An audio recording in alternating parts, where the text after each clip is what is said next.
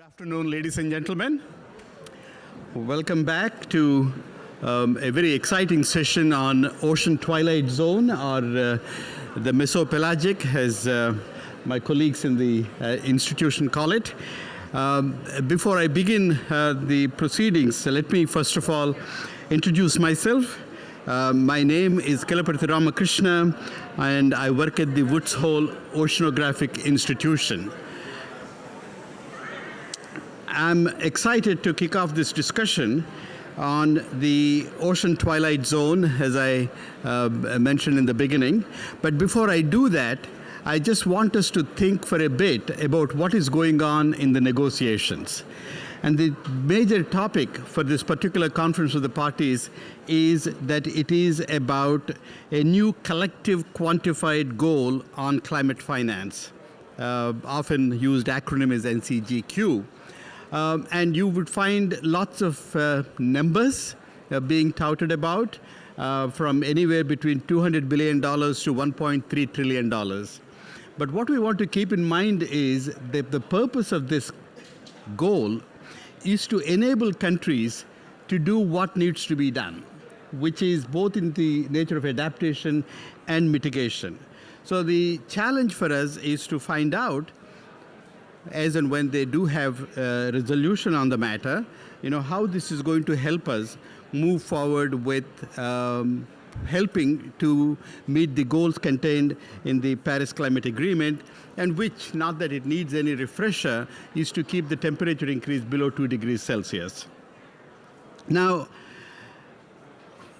what you're going to hear from the panel is that the mesopelagic plays the species in the mesopelagic, which is basically 100, 200 meters to 1,000 meters below the surface, plays a very significant role in, my phone is acting up, just give me half a second.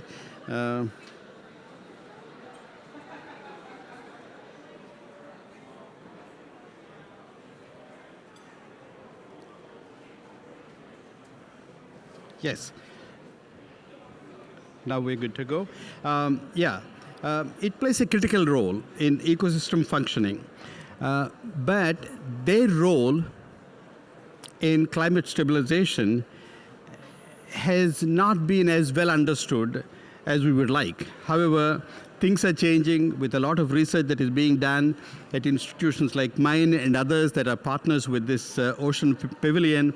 We know a lot more about it, and we know what impact they have. The main point is that what science is telling us is how to overcome the assumptions that persisted for many years. That carbon cycle in the ocean is based mostly on chemistry and physics. It is not that the species have a role to play in that. And those assumptions clearly, as you will hear from the panel, were wrong. There are wonderful species that have a very huge role in carbon sequestration, and we're going to talk about that with reference to how this is going to be a big step for the parties to consider. And there are wonderful species, and in fact we have a show and tell in Washington, D.C. at a art house museum. This is immersive experience of what it is to be in the Ocean Twilight Zone. But there are videos of that on our website as well, and then I would really encourage you to take a look at it. There are lots of wonderful species, but one of the species that is a particular favorite of our opening high-level speaker, Ambassador Peter Thompson, is what is that species? That's it, exactly, and he's going to tell us a little bit more about that. So that's the reason why we're having this panel, is to really highlight the role that Ocean Twilight Zone plays in climate stabilization. And we have some excellent presentations on cue. But before I hand over to the panelists to speak, I want to introduce Ambassador Peter Thompson. He's UN Secretary General's Special Envoy on the ocean, for the ocean, and has been a champion in really highlighting the role of the ocean in climate as well as in biodiversity conservation and other aspects of critical importance to meeting our sustainable development goals. He needs no introduction for a lot of you, but I will say that in addition to his current role, he was President of the UN General Assembly and a number of other senior positions within and outside the United Nations system. So without further ado, Ambassador Thompson, you have the floor.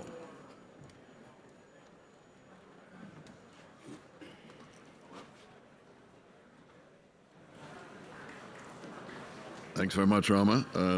We get to this stage halfway through these events where everybody seems to be passing on colds and sore throats and things, and I'm afraid I picked up something last night.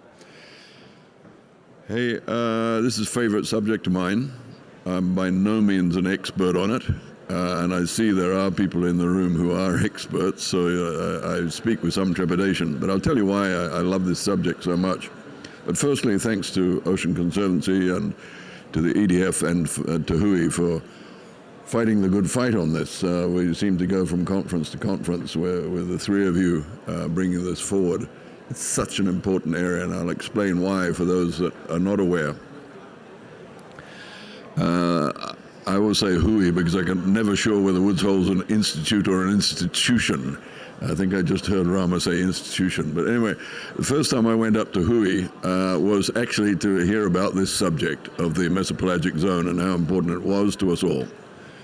And the image I took away from it, for those of you who are not familiar with it, I'll explain.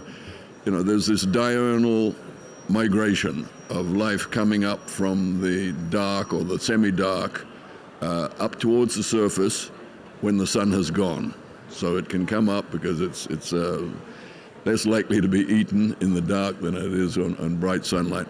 So up it comes, and then down it goes again when the sun comes back around. And as a result, there is this up and down movement happening every day, and that is happening all around the world. So you got the image that I took away was one of a sort of a Mexican wave going around the planet. And when I thought about the scale of that Mexican wave, because I'll talk about scale, it made me think that, you know, this is obviously really essential to life on the planet. There's something going on there which maybe we don't fully understand, but it could be like the lungs of the planet or something like that, because it's happening at such a vast scale. Why do I say such a vast scale? It's estimated that the small fish that are down there that are doing this up and down movement are about 90% of the fish stock of the ocean. So it's a huge migration that is happening. It's the biggest migration on Earth, and it's happening every day, up and down. So I just think about it like the planet breathing. So why am I so worried about it? And I guess why did HUI take this up many years ago now? Humanity, you know, we're a greedy species, and if we see a resource, we want a bit of it. And there's no doubt in my mind that without controls or better scientific understanding, the day is going to come when somebody works out how to go down and harvest all that and turn it into pet food. Probably it's not salmon or something. It's not something that's going to end up on your dinner plate, but it probably would make pretty good. What are those pills that people take? Omega, that sort of thing. It would probably make good pet food for the, you know, middle class of the world to feed their pooches and cats and all the rest, disrupting the lungs of the planet for that purpose. And obviously, we can only approach such action with great, great caution. And it's the same reason that people are so cautious about the deep sea floor and the incredible life systems that we're discovering down on the deep sea floor, and the reason that so many people, so many countries now are treating that with great caution. So if you haven't already got it on your radar, I hope you get the mesopelagic there in your minds as something which is a treasure for not just humanity, but for life on the planet as a whole, and something that we should not disrupt without understanding fully what is actually going on. So with those words, I pass over to, as I say, the better informed members of this panel who, and I hope that many of you will learn from them as I hope to learn from them today at this event. Thank you. Thank you, sir. Thank you very much, Peter, for those remarks. And this is the first time I've heard you speak on Twilight Zone without mentioning bristlemouths. So our first panelist is Dr. Clarissa Karthauser. She's a postdoctoral research fellow at the Woodsole Oceanographic Institution, and she's going to be talking about her research on carbon in the Ocean Twilight Zone. Clarissa.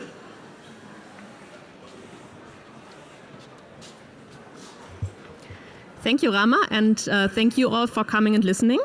So I'm going to give you a scientific overview of our research on the Ocean Twilight Zone and especially on carbon in the Ocean Twilight Zone. And you're going to see that even if you live very far away from the ocean and you've never eaten a fish in your life, the mesopelagic still has a positive impact on your life every day.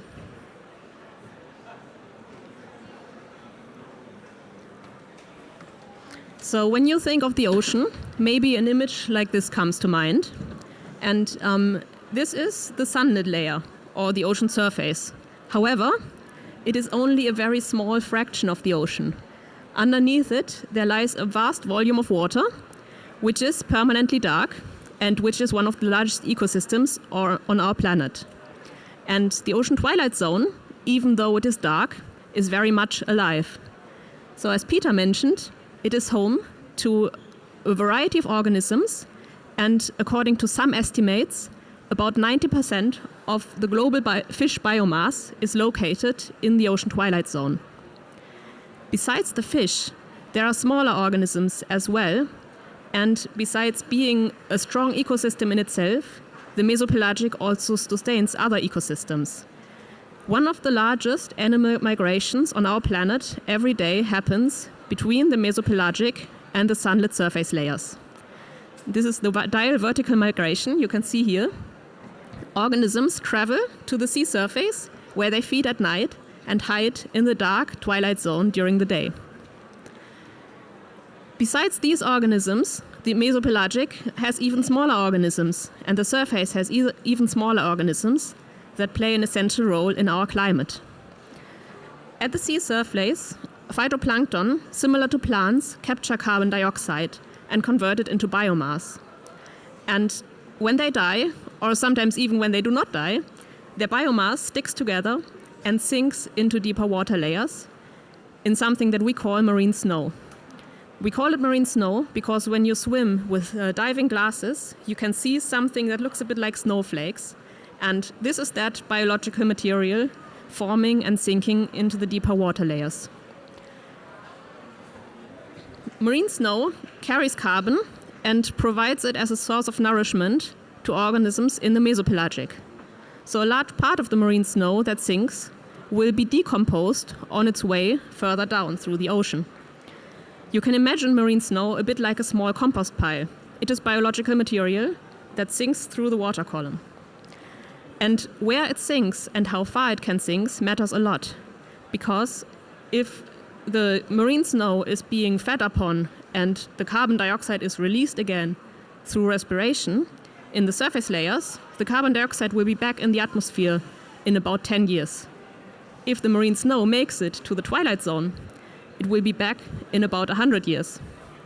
And the small fraction of marine snow that reaches the seafloor captures carbon dioxide on a time scale of millennia.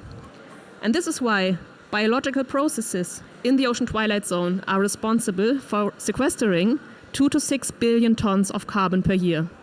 This is equivalent to the amount of carbon that is emitted each year by cars and other automobiles. And this is a large number, and it comes with a large uncertainty.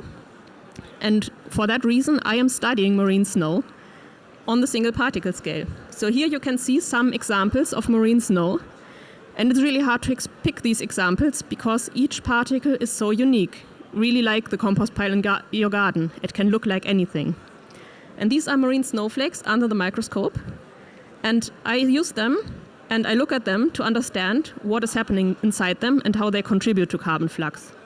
I combine genetic analysis, sinking velocity, element analysis, and I use the small oxygen respiration measurement robot that I built at Woods Hole Oceanographic Institution. And I link these measurements to the larger scale again, using underwater camera systems that tell me how many particles there are throughout the water column. And with that research, I try to contribute to understanding where the carbon goes in our oceans. However, I would like you to appreciate the complexity of the system. So how do we model where the carbon goes? We can assume that at the sea surface, the phytoplankton take up some carbon dioxide based on conditions like how many nutrients there are, which temperature it is. And some of that sinks into deeper water layers. And then a variety of other processes happen. For example, organisms feed on the marine snow. And again, that depends on other factors like temperature and like particle types that sink. And when we model carbon flux and where the carbon goes, we have feedback loops within that. I'm going to show them to you. You don't have to read them in detail, but here are some feedback loops. So we have positive, negative, and uncertain feedback loops. For example, a positive feedback loop is that if we have increasing carbon dioxide, we have increasing temperatures, but also increasing feeding in the deeper water layers, less flux. And so what I'm trying to show you is there is a lot about the ocean and about the mesopelagic that we do not know yet. And so this is why it is important that we study it. And finally, I would like to show you where on our planet the mesopelagic is. When you look at this map, you might see the tiny little brown edges around the continents. That is not the mesopelagic. Those are the coastal zones. Everything on this map that is blue is the extent of the mesopelagic zone. And as you see, it goes far beyond our exclusive economic zones. And this is why the mesopelagic matters to all of us. It belongs to all of us. And we have to collaborate to take care of it, to study it, and to use its resources sustainably. And my next colleague panelist, Christine, is going to speak more about protecting the mesopelagic. Thank you.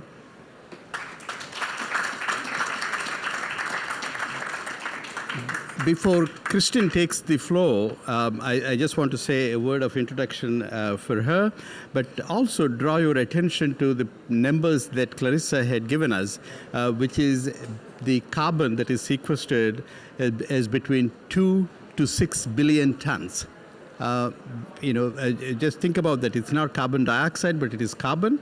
So you're talking about multiplying that number with whatever the formula is, 3 point something. And so we're really talking about large amounts of carbon that is sequestered, and the potential of doing things wrong that would reduce that ability could potentially have a devastating impact on all that we're trying to do on land in terms of meeting the goals that countries have set for themselves.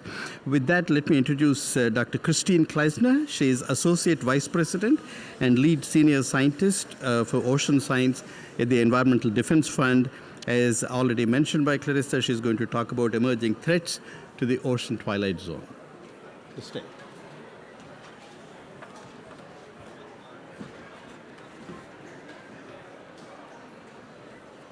Great. Thank you all. It's great to be here. It's a pleasure to speak with so many esteemed colleagues and friends of the ocean.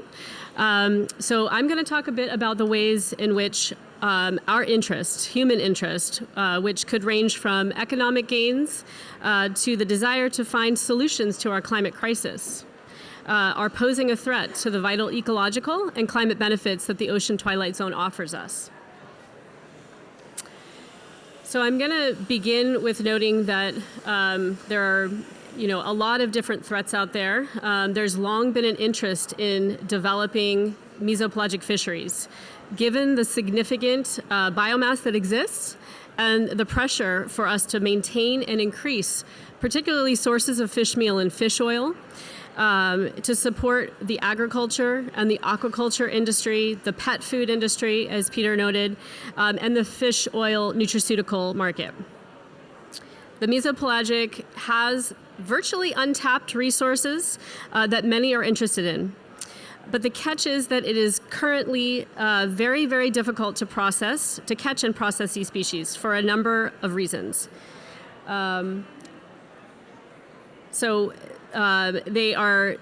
These species are masters at net avoidance, which is incredible. There's many of them out there, but it's also, as Clarissa noted, an immense ocean, a vast ocean, and these things are not distributed evenly throughout this system.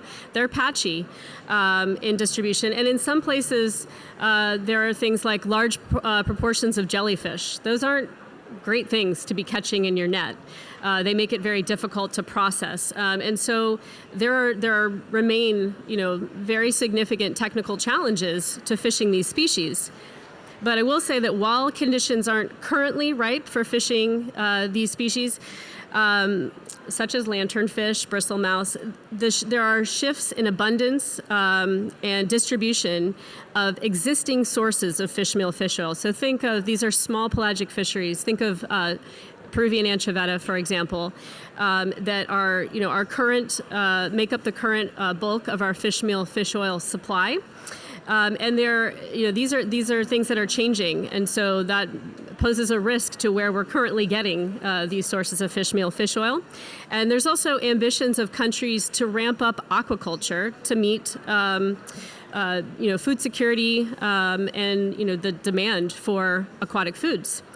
So these ambitions, and this is really pushing the drive for research and development to support viable fisheries.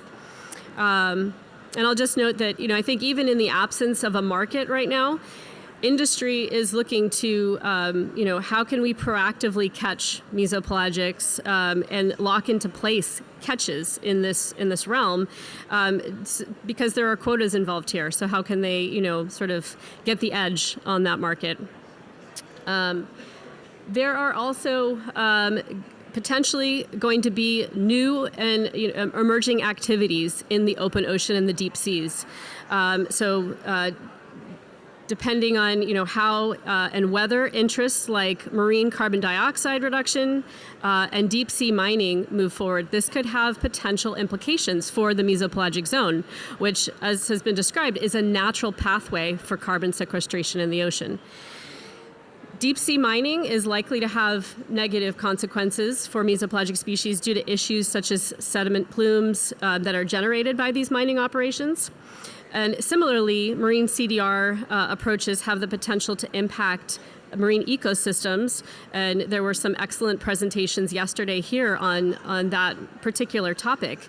They can impact marine ecosystems, including the food chains. So a lot of commercially important species that we depend on feed on mesopelagic species. And there are also questions, though, despite all these emerging risks, about how imminent is the threat. Is this something that's going to happen like tomorrow, next year, in a decade, in decades? As I mentioned, these species are hard to catch and process, but while we can't say with certainty when fishing will start, we can say that it is likely to start. There is given this significant amount of biomass in the zone, and the fact that most existing fisheries are fully exploited or approaching full exploitation, there is this documented interest in fishing and developing new fisheries in the mesopelagic zone, particularly for, as I said, fish meal, fish oil. We also know, as noted, there's a well-documented ability for humans to overcome barriers, including the use of things like subsidies in instances where fishing may not be economically viable. And that can, again, help to establish a catch history and get a head start on potential competition. And I would say, as there's a lot of development in the space with new onboard processing and catching technologies. Those are advancing, and we have partners in Peru who have exploratory fishing permits this year. They're fishing a small pelagic, mesopelagic species called vincingera. It is approaching the conversion ratio that Peruvian anchoveta currently is for converting one anchoveta into fish meal fish oil. This vincingera species they're working on getting it closer to that. So there are exploratory fisheries in places with a great interest in finding new supplies. And I would say likewise, there's a lot of interest in marine carbon dioxide reduction, and field trials are commencing or are already going on at relatively significant scales in some cases, and there are companies who have committed to deployments and return on investment within the next 3 to 5 years. And so I think I would just, again, emphasize there's much that we still need to understand about the potential impacts on nature and people, from these types of approaches. And then again, to come back to the deep sea mining for precious minerals, we have a need. This is, again, the trade-offs, the push-pull. We have a need for batteries and other tools to support energy transition. And we're, really trying to move toward renewable energies in many cases, but this requires these minerals. And one place that they're looking for them is the deep sea. So I think it's really important to mention that there is the potential for significant harm to benthic systems, as well as pelagic ocean communities throughout the water column. And I'd say before any of these approaches do become established, there's a window of opportunity now to put mesopelagic protections in place. So our next speaker, Mr. Matt Gianni, is going to talk more about that. I'll let you introduce him, Rama. Thank you, Christine.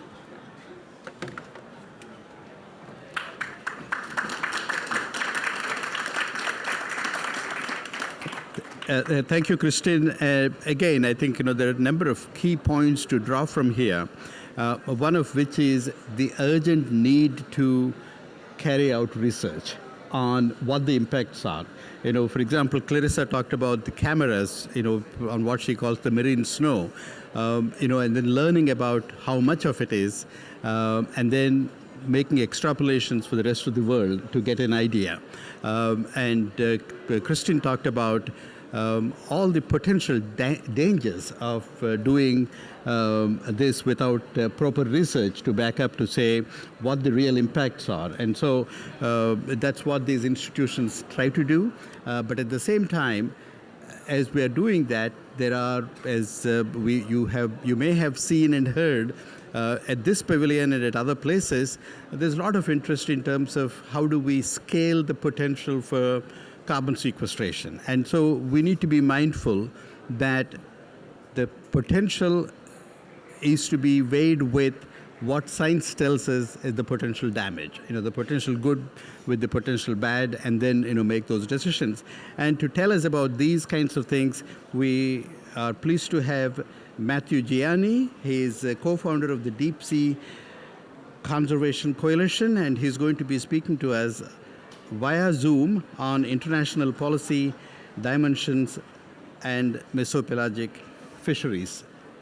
Matt, are you there? Yes, you are there. The floor is yours. Yes, thank you, Dr. Ramakrishna. Hello, everyone. Apologies I'm not there, but I'm happy to participate in this process. If those administering this could show the screen with my presentation on. Yes, very good. Thank you. So the Deep Sea Conservation Coalition is a coalition of over 130 organizations worldwide working to protect deep sea ecosystems from harmful impacts of human activities. Next slide, please. I'm not seeing a change in the slide. There we go. I'll be talking briefly about international resolutions, regional fishery management organizations, the BBNJ agreement, the Global Biodiversity Framework, and EEZs. Next slide, please. And you've seen this from Clarissa, but this is kind of the maps of the mesopelagic zones extending throughout the world's ocean. Next slide, please. So there are legal obligations that need to be brought to bear to any consideration of, for example, the management of mesopelagic fisheries, or the exploitation of mesopelagic species, I should say, as well as deep seabed mining and other issues. So briefly on deep seabed mining, Article 145 of the UN Convention on the Law of the Sea requires the International Seabed Authority to ensure the protection of the marine environment from harmful effects arising from mining activities, and to prevent damage to the flora and fauna of the marine environment. For fisheries, which is the central aspect of this presentation, you have the 1995 UN Fish Stocks Agreement. It's the second of the implementing agreements of the Law of the Sea Convention, and it requires states, both in EEZs and on the high seas, to apply the precautionary approach to the management of so-called straddling fish stocks and highly migratory fish stocks, of which the mesopelagic populations of mesopelagic species are or highly likely to be, and to not use the absence of adequate scientific information as an excuse to taking measures to conserve these species and to protect the marine environment from the harmful impacts of fisheries. It requires states to assess the impacts of fishing on the marine environment, and it requires states to actually protect biodiversity in the marine environment in the management of these fisheries, both the straddling fish stocks and highly migratory fish stocks, including in areas beyond national jurisdiction. And finally, in Article 6, it prohibits or essentially states that states should not allow new commercial fisheries to develop until enough scientific information is available to assess the risks and to meet the obligations in those Articles 5 and 6, including protecting biodiversity on the marine environment and minimizing impacts on non-target associated dependent species. Next slide, please. And in association with the United Nations Convention on the Law of the Sea, the UN Fish Stocks Agreement, and other binding instruments, there are growing commitments to halt and reverse biodiversity loss, protect and restore the health and productivity and resilience of our oceans. And these are commitments that have been adopted through the outcome document of Rio Plus 20, The Future We Want, the leaders pledged to halt and reverse loss of biodiversity, the Global Biodiversity Framework adopted in 2022 by the Conference of Parties to the Convention on Biological Diversity, the 2030 Sustainable Development Goals, in particular Target 14.2, which talks about building the resilience of ocean ecosystems to the impacts of climate change and other stressors, and to restore degraded ecosystems. And of course, there is the UN Decade of Ecosystem Restoration. And all these commitments are basically grounded in or reflected in or supported by the framework of the United Nations Convention on the Law of the Sea, which includes the second of the implementing agreements, the United Nations Fish Stocks Agreement, and the BBNJ Agreement adopted in 2023 and likely to come in force within the next several years. Next slide, please. So the High Seas Biodiversity Treaty, as it's sometimes called, aka the BBNJ Agreement, has a number of critical provisions that would apply to any exploitation of mesopelagic species. And I just cite one of the general principles and approaches in Article 7 of the agreement that says states shall be guided by an approach that builds ecosystem resilience, including to adverse effects of climate change and ocean acidification, and also maintains and restores ecosystem integrity, including the carbon cycling services that underpin the role of the ocean in climate. And one of the key mechanisms of the BBNJ agreement is the detailed provisions for conducting environmental impact assessments of new activities proposed or planned in the ocean space, particularly in areas beyond national jurisdiction. Next slide, please. So to conclude, many have said we're in the process of a triple planetary crisis: the G7, UN Secretary General, and others, climate change, biodiversity loss, and marine pollution. And everything that Clarissa mentioned and that Kristen mentioned in their presentations, including the concern over which the Deep Sea Conservation Coalition shares over marine MCDR, is reflected or is supported by, for example, the UN's First World Ocean Assessment in its Chapter 42, Open Ocean and Deep Sea, which they call the largest reservoir of biodiversity on Earth and a critical carbon sink. We need nature-positive and socially equitable solutions to address climate change without causing further loss of biodiversity on the planet. In action, ignorance is no longer an excuse. The precautionary approach is firmly established under international law, including in the UN Fish Stocks Agreement, and is reinforced by various opinions that have been issued by the International Tribunal for the Law of the Sea, both with respect to fisheries as well as deep seabed mining. The Deep Sea Conservation Coalition, at least the number of its member organizations that are working on this issue, are of the view that a moratorium on any expansion of fishing for mesopelagic species must be established unless these fisheries can be managed consistent with international law, including the provisions that I mentioned earlier in my slides, and that a full assessment of any mesopelagic fisheries that is currently being conducted needs to be done to determine its impact on the capacity of the mesopelagic to sequester these 2 to 6 billion metric tons of carbon that Clarissa mentioned and that Dr. Ramakrishna also referred to. And international law is on our side on this, on the side of those concerned over this issue.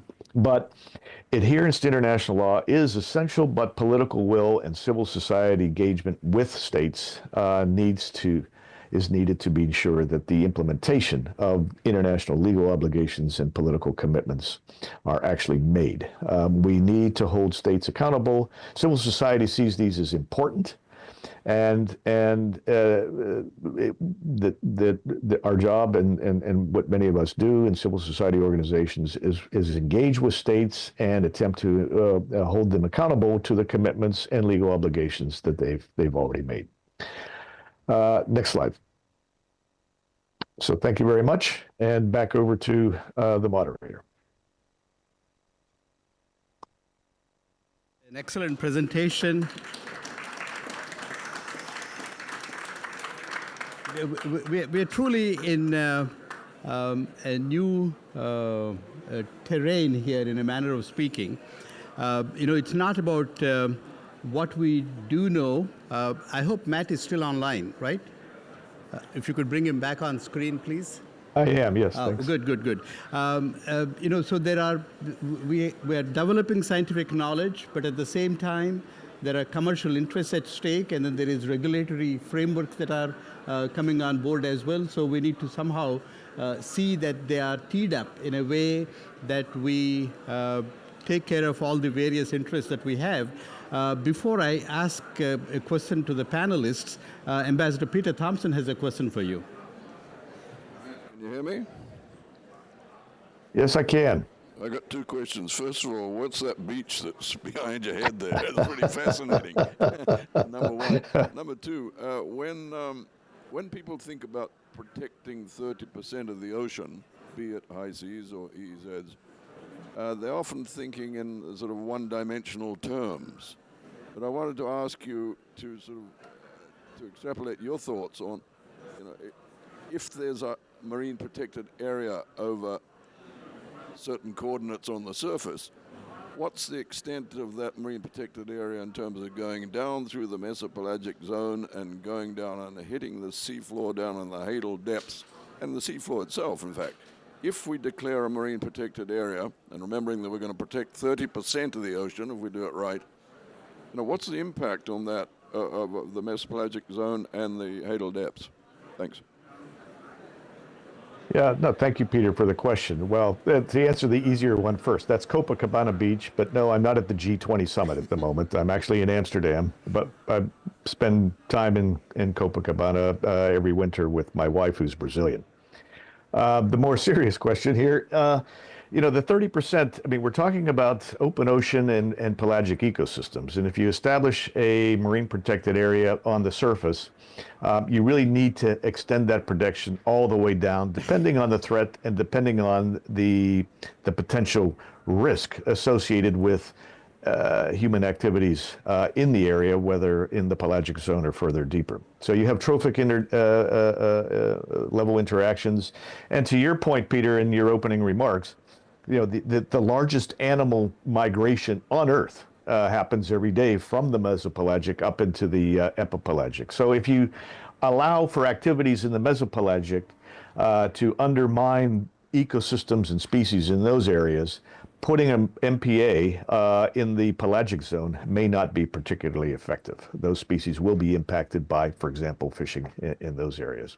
But I think more importantly is, for me, the global biodiversity framework, while it calls for a 30 by 30, an implementation of 30 by 30 MPAs or other effective conservation measures, what happens to the other 70% of the ocean? And again, if you say you establish an MPA for fishing in the mesopelagic zone, in 30% of the mesopelagic zone, you could create a huge amount of damage by allowing fishing in the other 70%. So the Global Biodiversity Framework also calls for sustainable management and activities in the other 70% above and beyond the 30% protection areas. And it critically reinforces the call for halting and reversing biodiversity loss by 2030. And to me, there's an increasingly call for action on that particular point, recognizing the triple biodiversity, the triple planetary crisis that I mentioned earlier. So, however ambitious the 30% target is, even if we succeed with that, that's not going to solve our problems. We need to be really thinking about the whole ecosystem approach in terms of protection. The question to Matt and to the panelists across is, currently there are about 3 billion people that depend on seafood for sustenance. And that number is going to grow, and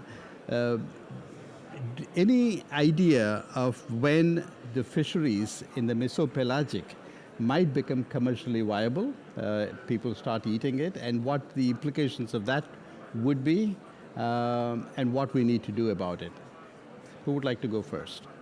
Peter? First, and then the experts can talk. I don't think it's a foregone conclusion that we need the mesopelagic fish for aquaculture. I saw that in the presentation. Wild catch fisheries has been plateauing now for many decades.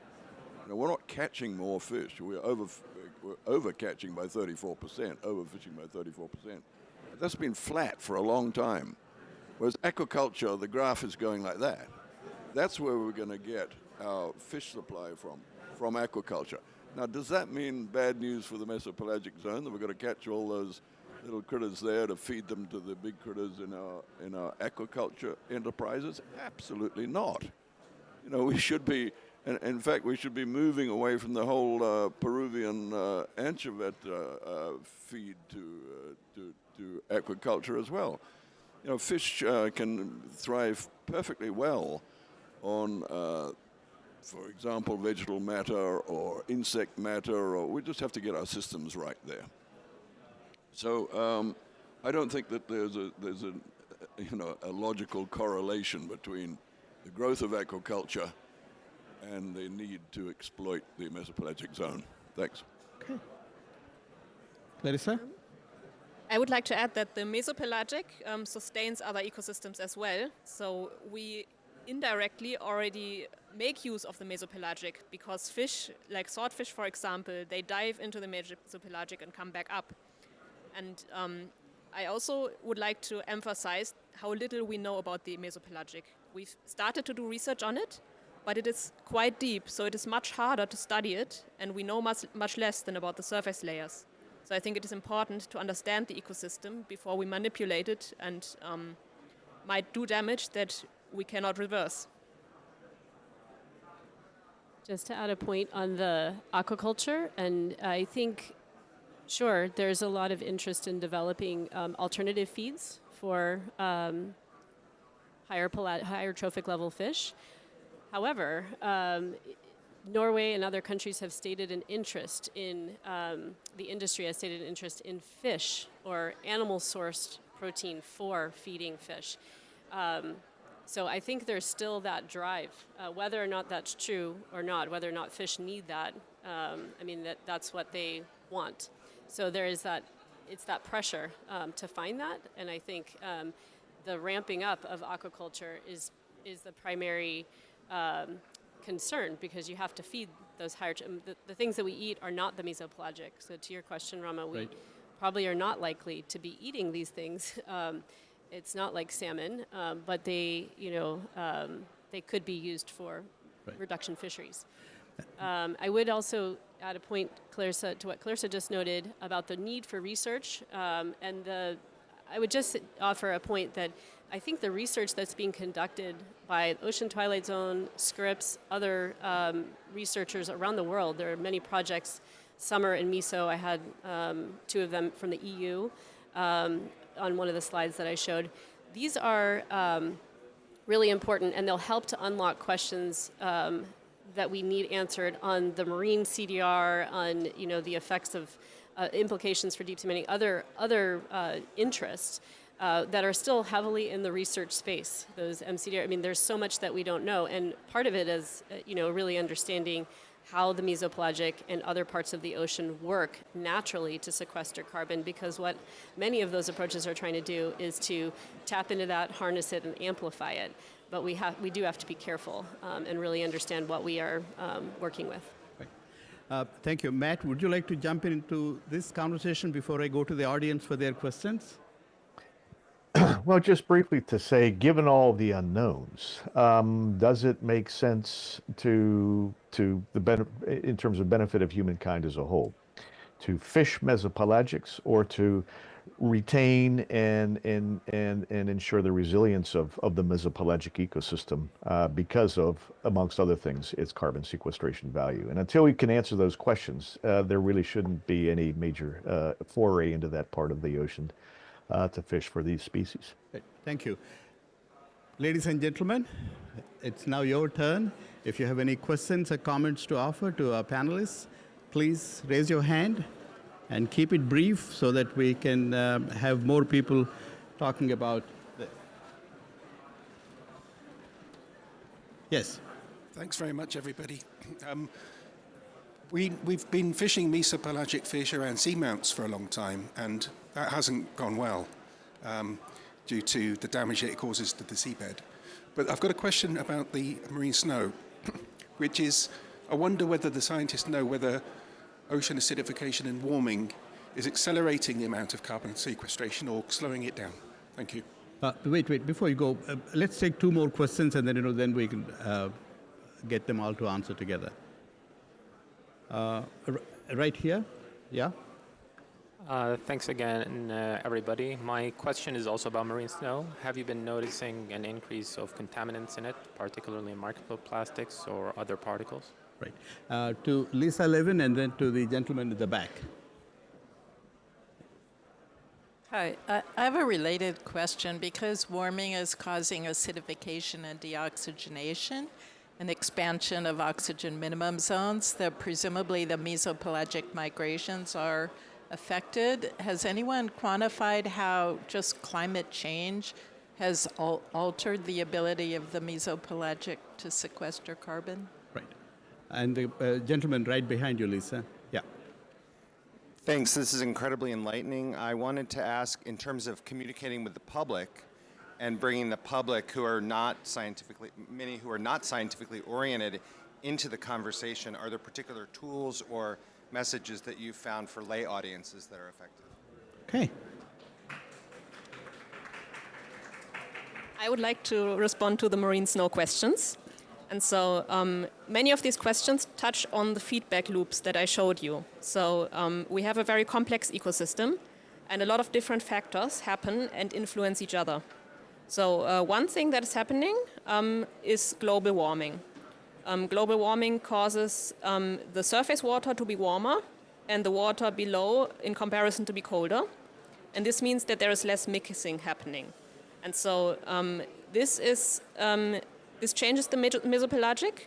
It may change how much material sinks into it, and it changes how much exchange there is. So Lisa mentioned the oxygen minimum zones. So oxygen minimum zones may form if respiration, like breathing inside the mesopelagic, is higher than the oxygenated water is replenished by currents. And so if we have warming and stronger layers, that is one thing that increases the chance that there is no oxygen left in certain water layers. And another thing that causes oxygen loss is when we have too many nutrients carried into the ocean. too much new productivity at the surface and too much breathing in the mesopelagic. And oxygen minimum zones, in turn, affect the marine snow in the opposite way, because when the marine snow sinks into the oxygen minimum zone and nothing can breathe, it is also decomposed more slowly. So the compost sinks more strongly through the mesopelagic. And so I think I could talk for hours about different feedbacks within the mesopelagic, but what I'm trying to say is we have different factors that influence each other back and forth, and this is why we try to study what exactly is happening and try to make models with which we can describe these processes and calculate under different conditions and in different future scenarios what is going to happen. Oh, and the other question about contamination in marine snow. So when you measure carbon in marine snow, you cannot make a difference between is the carbon from a plant or is it from a piece of plastic. What I can say is I have every now and then, when I collect individual marine snow, seen tiny plastic microfibers. However, I cannot exclude that these are contaminations, because when you take marine snow to the lab, there is a chance that from, I don't know what, the air, dust, the microplastic may come.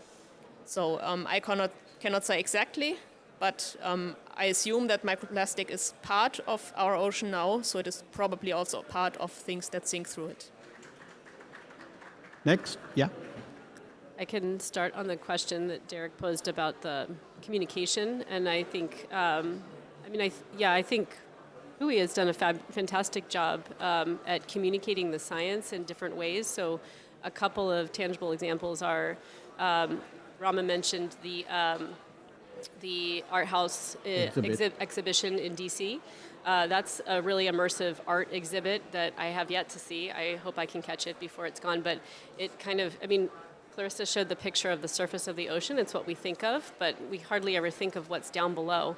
But that's the bulk of the ocean, and there are many fascinating things down there. So this sort of puts you in the space and makes you realize, and then also provides some digestible information about the important role of biodiversity, the important role of climate stabilization. And I think the way Peter presented it as lungs of the ocean, those sorts of relatable examples of what does this mean? What does it mean for these species to go up and down in the water are really important. And then the other thing is that there's a children's book that they put out that is awesome. And my kids now, they love that book. And my daughter, who's 5, says, "Mommy, you're a mesopelagic scientist." So I feel honored to be called that amongst the real experts here. Matt, would you like to add to this? Yeah, just briefly, Rama. Thank you. From my point of view, some of the most powerful communications vehicles are films, video footage of the mesopelagic, the deep ocean, etc.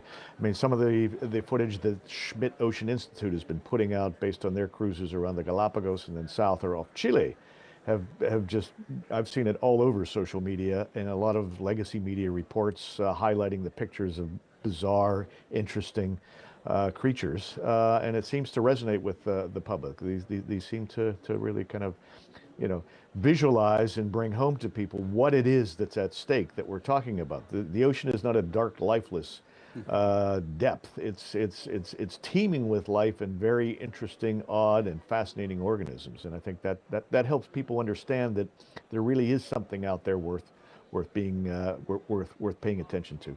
Right. Peter. Said at the outset, the work that WHOI and EDF and Conservancy, Ocean Conservancy, DSCC, and others are doing is answering your question about how we're getting it out there. Every conference that I go to, whether it's in Cali or in Lisbon or wherever, that these people are present, getting this message across. So that I first want to acknowledge that they do a great job. Secondly, the UN Ocean Conference, we're going to be basing the work being done at the conference. It's June next year, Nice, 9th to 13th of June next year, 3rd UN Ocean Conference.